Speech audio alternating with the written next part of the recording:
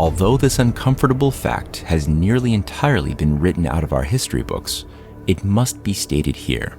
Were it not for a powerful network of financiers and industrialists of the 1920s through 1940s, with names such as Rockefeller, Warburg, Montague Norman, J.P. Morgan, Harriman, or the Dulles brothers, then it could be safely said that fascism would never have been possible as a solution to the economic woes of the post-World War I order. To prove this point, let us take the strange case of Prescott Bush as a useful entry point.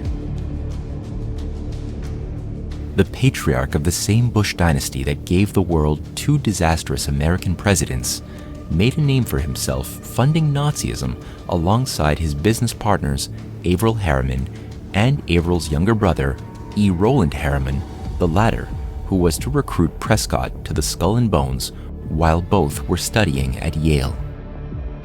Not only did Prescott, acting as director of Brown Brothers Harriman, provide valuable loans to keep the bankrupt Nazi Party afloat during Hitler's loss of support in 1932, but he was even found guilty for trading with the enemy as director of Union Banking Corporation in 1942. That's right. 11 months after America had officially entered World War II, the federal government conducted an investigation of all Nazi banking operations in the USA and wondered why Prescott continued to act as a director of a bank which was so deeply enmeshed with Nazi banking operations after the USA had entered the war through its partnership with Fritz von Thiesen's Bank voor Handel in Scheepvaart of the Netherlands.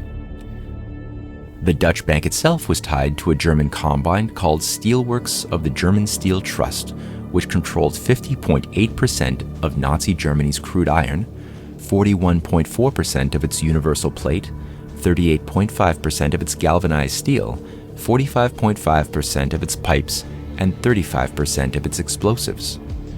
Under Vesting Order 248, the U.S. federal government seized all of Prescott's properties on October 22, 1942. The U.S.-German Steel Combine was only one small part of a broader operation, as Rockefeller's Standard Oil had created a new international cartel alongside IG Farben, the fourth largest company in the world in 1929, under the Young Plan. Owen Young, the architect of the Young Plan, was a J.P. Morgan asset who headed General Electric and instituted a German debt repayment plan in 1928 that gave rise to the Bank of International Settlements and consolidated an international cartel of industrialists and financiers on behalf of the City of London and Wall Street. The largest of these cartels saw Henry Ford's German operations merging with IG Farben, DuPont Industries, Britain's Shell, and Rockefeller Standard Oil. This is the same Henry Ford that personally bankrolled the translation and dissemination of the lost protocols of the learned elders of Zion throughout the United States of America in the 1920s and 1930s, feeding the growth of a vast fascist movement in America with names such as the Silver Shirts, the American Nazi Party, Technocracy Incorporated, and even the J.P. Morgan-funded American Liberty League, which sought to keep the USA out of World War II.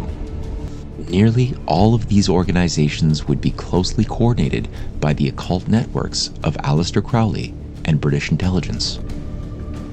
The 1928 cartel agreement also made it possible for Standard Oil to pass off all patents and technologies for the creation of synthetic gasoline from coal to IG Farben, thus allowing Germany to rise from producing merely 300,000 tons of natural petroleum in 1934 to an incredible 6.5 million tons, 85% of its total, during World War II.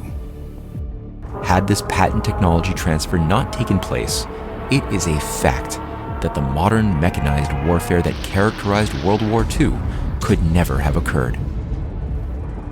2 years before the Young Plan began, J.P. Morgan had already given a $100 million loan to Mussolini's newly established fascist regime in Italy, with Democratic Party kingmaker Thomas Lamont playing the role of Prescott Bush in Wall Street's Italian operation. Montague Norman was the governor of the Bank of England from 1920 to 1944, leader of the Anglo-German Fellowship Trust, and controller of Germany's Hjalmarschaft, who was Reichsbank president from 1923 until 1930, and Minister of the Economy from 1934 until 1937. Norman was also the primary controller of the Bank of International Settlements from its creation in 1930 throughout the entirety of World War II. Under Montague Norman's direction of both the Bank of England and the Bank of International Settlements, over 5.6 million pounds of gold were transferred from Czechoslovakia's treasury to Germany after the Nazis invaded in 1939. Besides the financial sponsorship of Anglo-American banks and foundations which gave rise to fascism, we cannot lose sight of the fact that fascism was itself made possible not through financial incentives, but rather ideology.